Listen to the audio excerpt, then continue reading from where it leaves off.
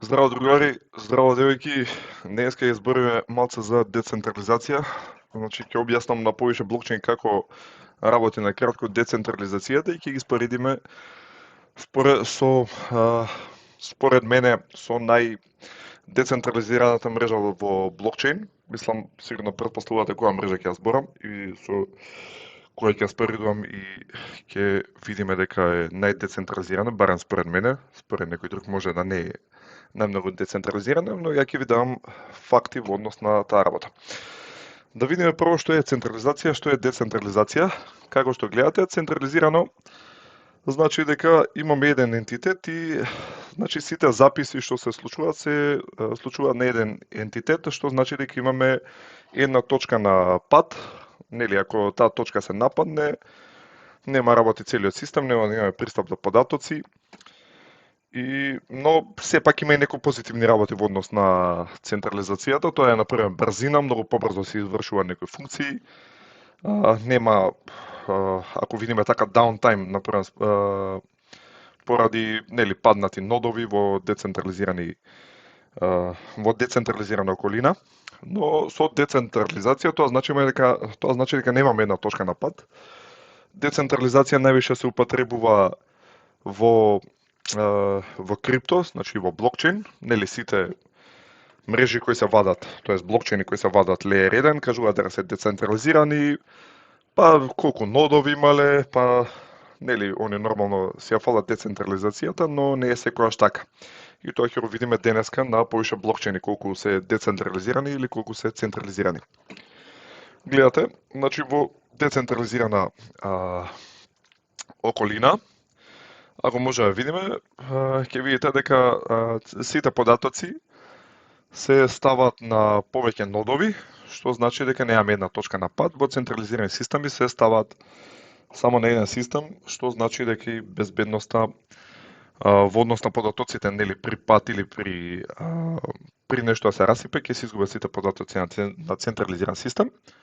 Во однос на безбедноста, ако зборуваме во однос на хакерски напади, па мислам дека има многу повише начини да се заштити централизираните ентитети неголи децентрализираните ентитети, но тоа би го зборувал во некоја друга прилика, затоа што е прилично многу напредно.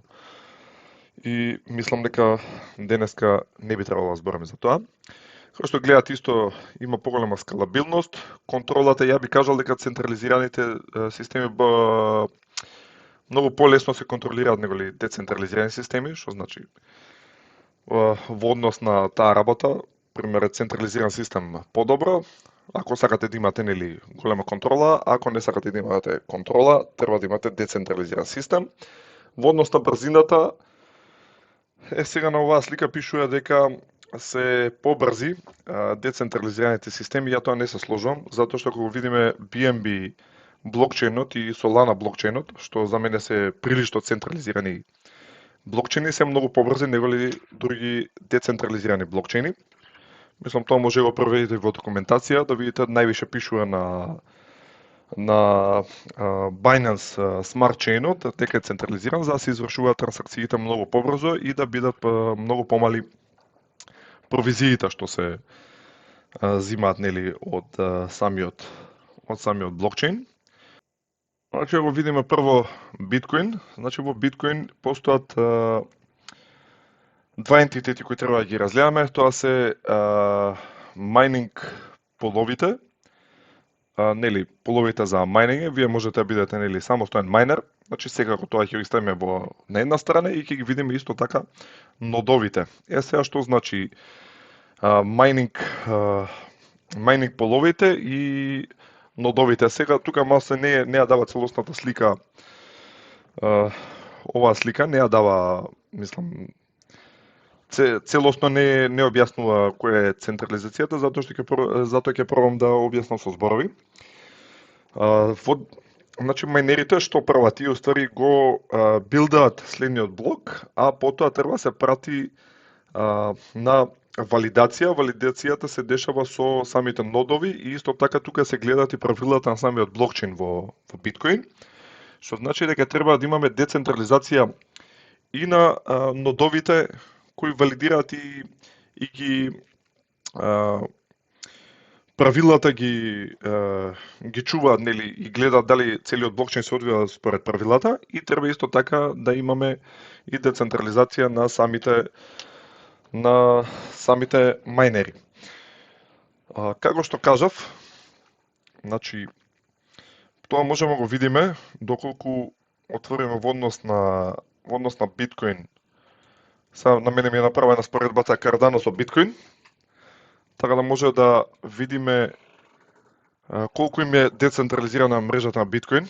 Ако може да видите, Накамото коефициентот на биткоин е 3. Што значи Накамото коефициент? Тоа значи дека 3 ентитети, доколку се контролираат, може да направат промени во самата мрежа и да билдаат блокови, тоест да билдаат блокови, доколку се мајнери.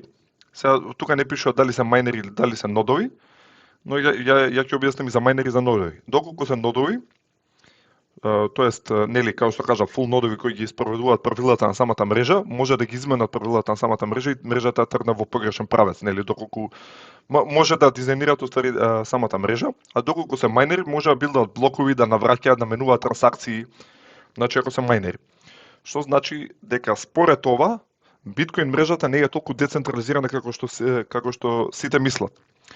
Ако гледаме така, значи во споредба со Cardano треба да се преземат 22 ентитети за да се прават такви промени, нели, да се промени самиот блокчейн, да се билдаат некои трансакции, да се прават трансакции кои не се валидни, затоа што, нели, доколку се контролира самиот блокчейн, може да се прават какви сакате да работи. Сега понатаму да видиме децентрализацијата и на Ethereum. Значи како можеме како се одвија самата децентрализација на Ethereum? Знаеме дека порано беше Ethereum Proof of Work, значи исто така се копаше. Нели, со графички обично се копаше, потоа излегува истици за копање, значи има со различен хардвер се прави самото копање.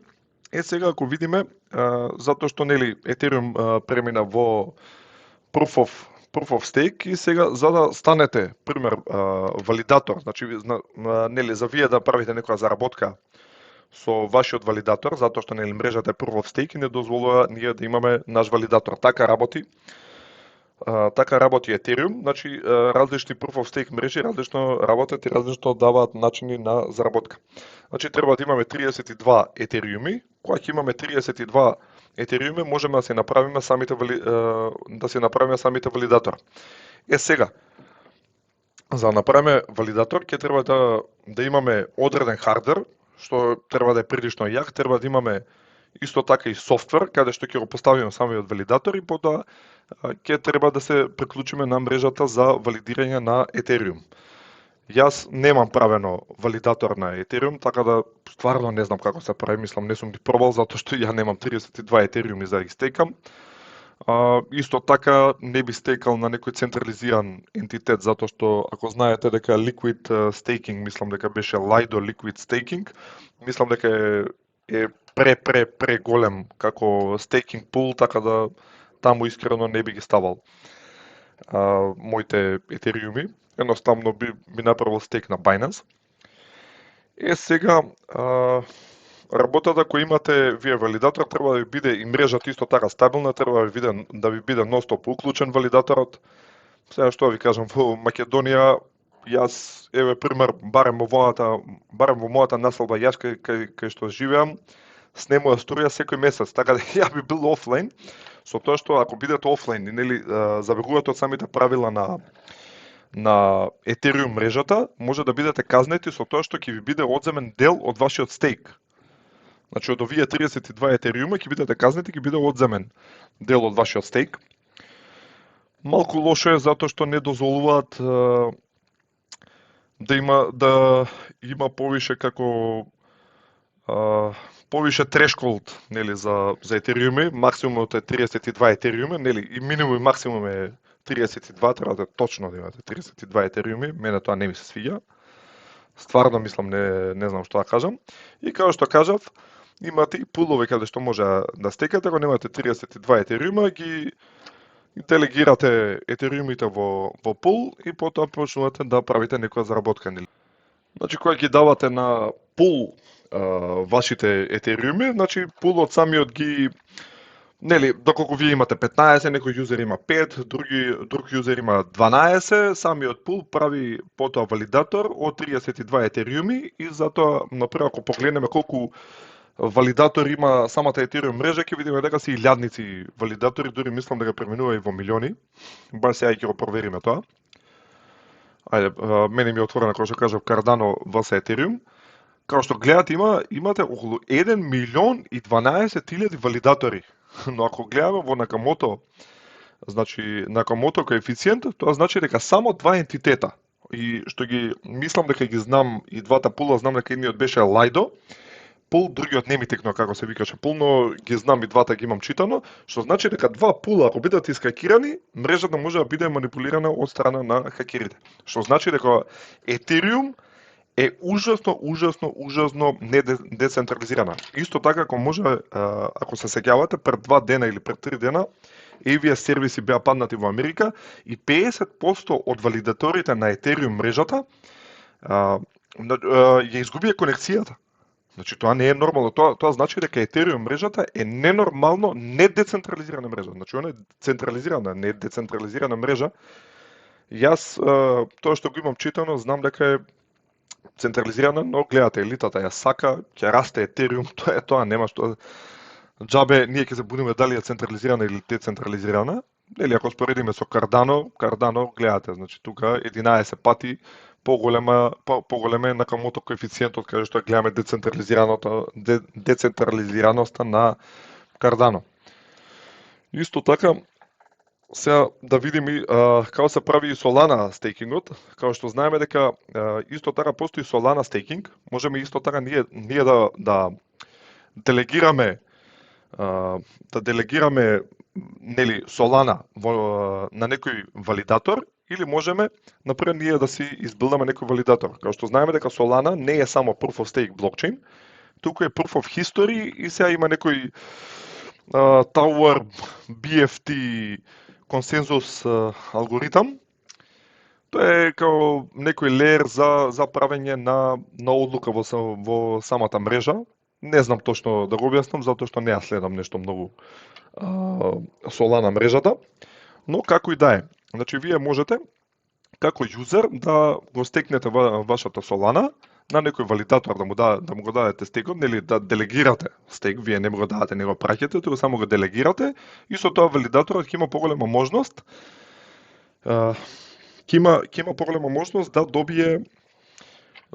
го добие следниот блок за билдање. Што значи дека кој ќе добие следниот блок за билдање,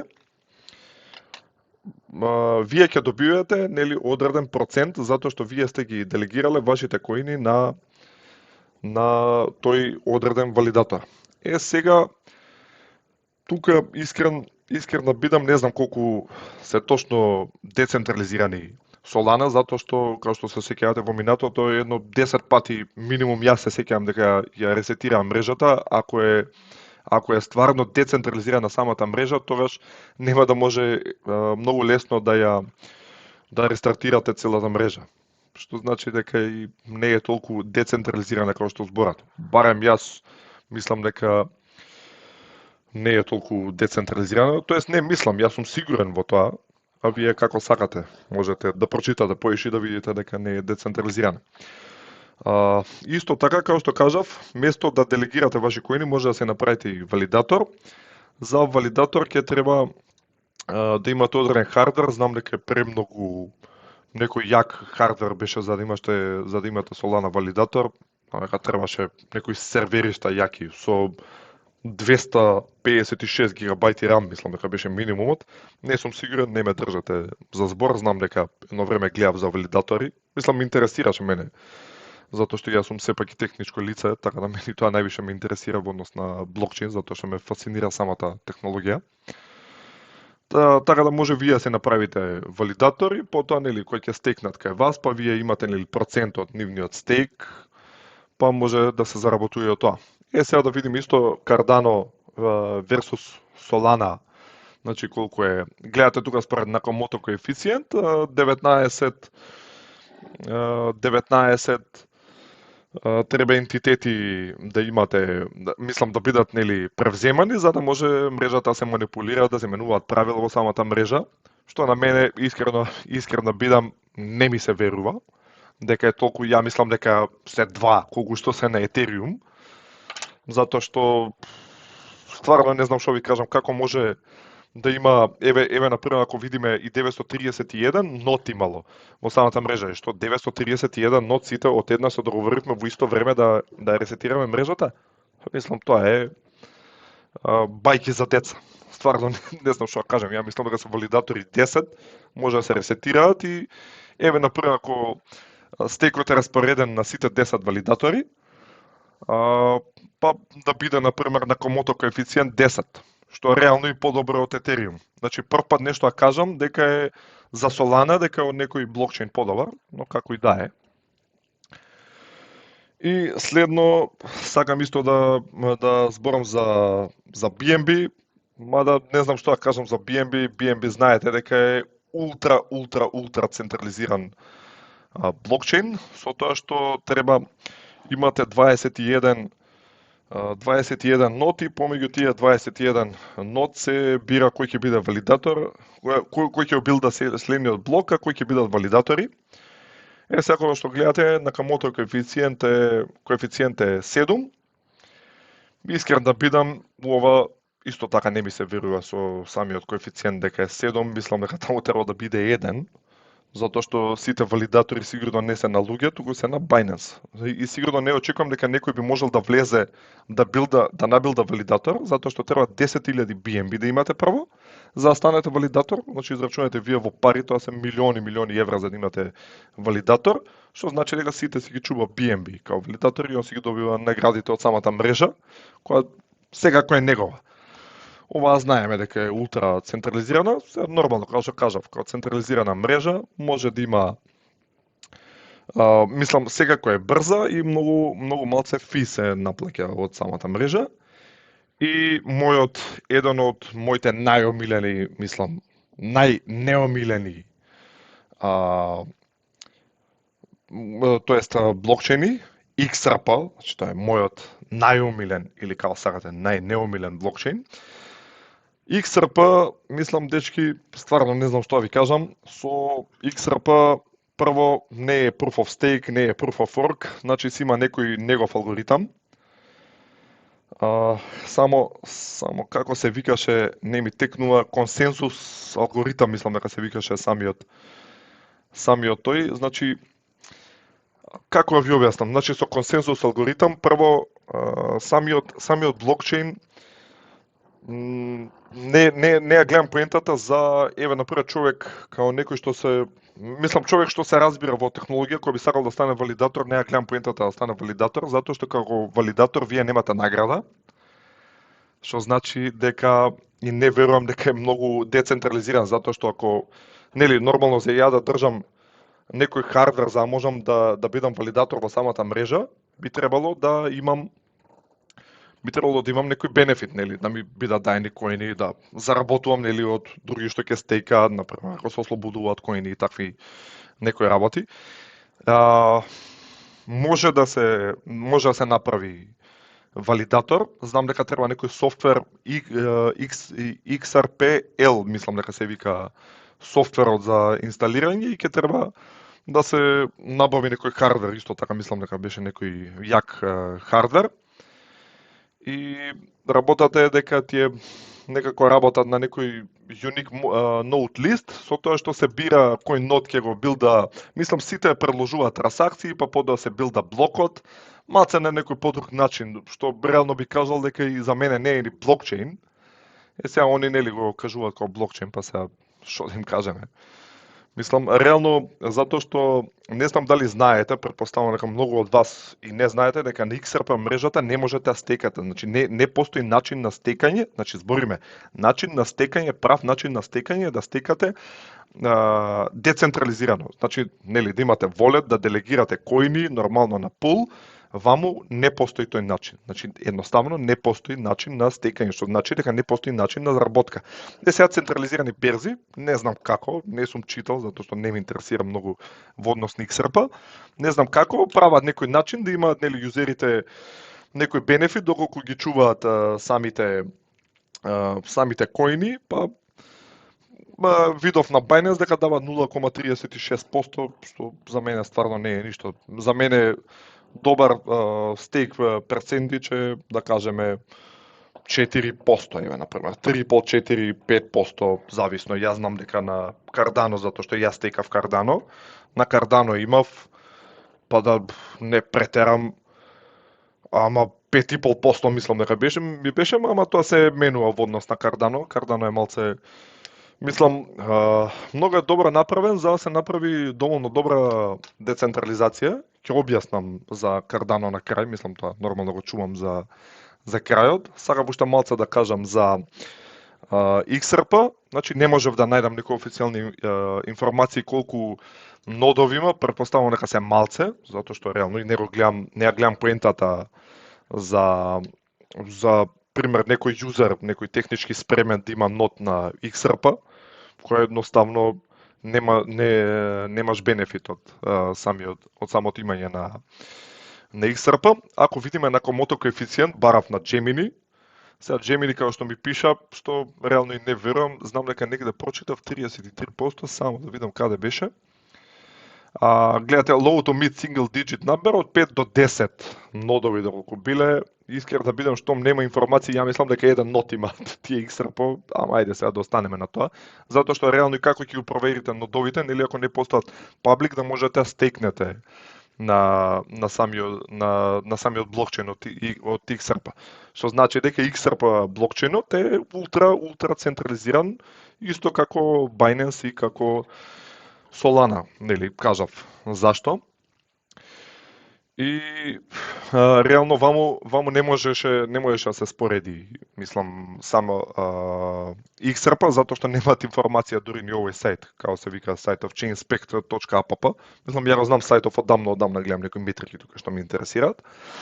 Сега поентава која ми беше, гледате дека на Cardano имате 2136 нодови. Сега што е интересно со самите нодови, мислам со самите пулови на Cardano, како мрежата сама постигнува, мислам, да се децентрализира и ги охрабрува юзерите, значи децентрализираат. Напрво ако земеме еден пул, сега пулот зависно според хардверски метрики, според интернет и според некои метрики што се мерат нели на самата Cardano мрежа, има например колку можете максимум Cardano да се стекаат на вашиот пул.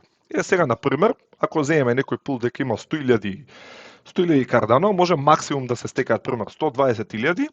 Ако се наближуваме до максимумот, така ние имаме помала награда. Значи место на награди, например, како мислам помала награда, не е помала наградата, но многу помалку пати, например во одреден период ќе бидеме ние валидатори, туку ќе биде некои валидатори кои имаат помал стейк, што значи дека самите юзери би требало да го следат Cardano и да гледаат например кој пул е oversaturated, се вика тоа, значи премногу со Cardano и би требало да го тргнат тоа Cardano и го става на некој пул каде што има помалце Cardano.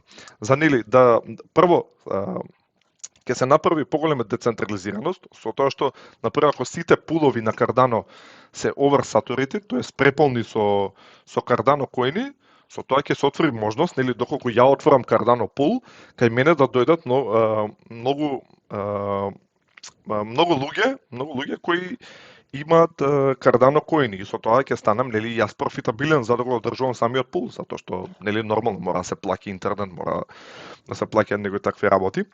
Мислам, освен интернет, треба да плаќате, нели, хардвер, одржување, струја треба да се плаќа, затоа што сепак хардверот кој се користи за валидирање и за формирање на пул не е ефтин.